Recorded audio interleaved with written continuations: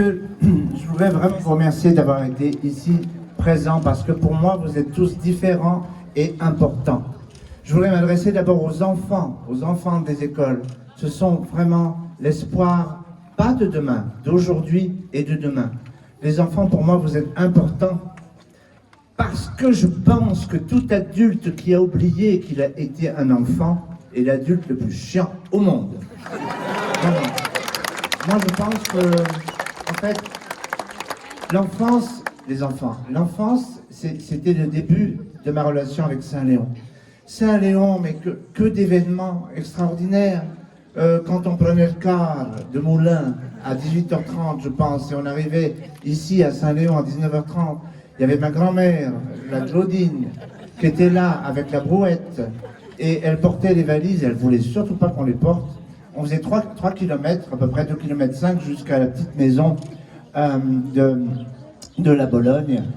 Et moi, je ressentais les odeurs des lapins, la campagne, et je disais, ben voilà, je suis vraiment en vacances, là.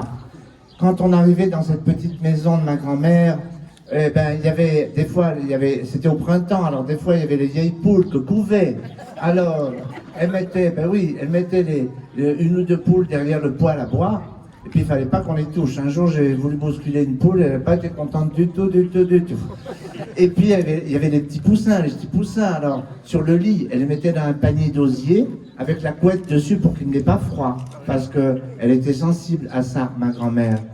Et je suis tellement ému aujourd'hui, et Christian, monsieur le maire, je vous remercie encore infiniment, et tous les élus, quelle intelligence d'avoir les élus d'autres communes qui soient là, et puis monsieur le député aussi, bien sûr, et puis de tous les représentants de celui pour qui j'ai beaucoup d'amitié, Pierre-André Périssol. Donc je suis très ému parce que c'est ma famille. Ma famille est là aujourd'hui. Ça veut dire que j'ai ma sœur aînée qui était à Saint-Léon déjà pendant la guerre, à un moment donné, Janine. J'ai ma nièce Frédéric. J'ai mes enfants, bien sûr, Eric, Nicolas. Et puis j'ai mes petits-enfants, tous mes petits-enfants, enfin en tout cas la plupart. J'ai donc Mia, Ava et mon Auguste. Et ça me fait tellement chaud au cœur que toute ma famille soit là, sans oublier évidemment celle qui je ne serai sûrement pas exactement le même. Je veux parler de Nicole, mon épouse, et vraiment c'est un grand plaisir de savoir qu'on est ici à Saint-Léon, et un honneur, et je voudrais pas oublier non plus Simone qui avait l'épicerie. Je lui ai avoué tout à l'heure que je lui ai volé un bonbon, c'était pas gentil ça, et je le ferai plus, je vous promets. Et puis il y a aussi la famille Deveau qui a tellement compté pour nous. Imaginez, c'est chez eux qu'on venait prendre l'eau, parce que nous on n'avait pas de puits. Alors ils avaient la gentillesse de nous laisser prendre de l'eau, et puis pas que, il y avait aussi des poules qu'on promenait dans la poussette. J'ai appris à endormir une poule, enfin, pas une vraie, hein. Moi je les endors pas, les vraies, non. Et donc, ça a été vraiment, il y avait des moments de convivialité forts, enfin des vraies émotions.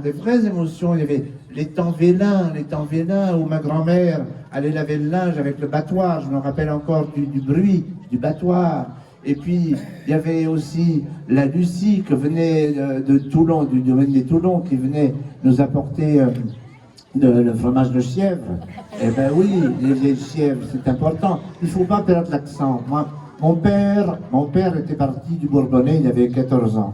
En fait, il était parti parce que, après son certificat d'études, il voulait faire. Alors, ma grand-mère lui a dit, tu vas être agriculteur. Il a dit non, alors elle lui a dit, c'est la porte. Donc, il est parti et il est monté à Paris et il a appris à être ferronnier d'art. C'était un artiste, finalement, de talent, vraiment. Et maman, évidemment, qui, sans elle non plus, je ne sais pas exactement le même, dans le sens où elle a été tellement combative. Elle a toujours cru au fait que je serais artiste. Moi, ça me gênait quand elle disait mon fils, ça va être une vedette et tout. Moi, j'étais très embarrassé. Mais enfin, elle y croyait tellement que je présume que ça a aidé aussi. Et puis, il y a tellement de choses que j'oublie. Ma grand-mère, elle était fantastique, ma grand-mère.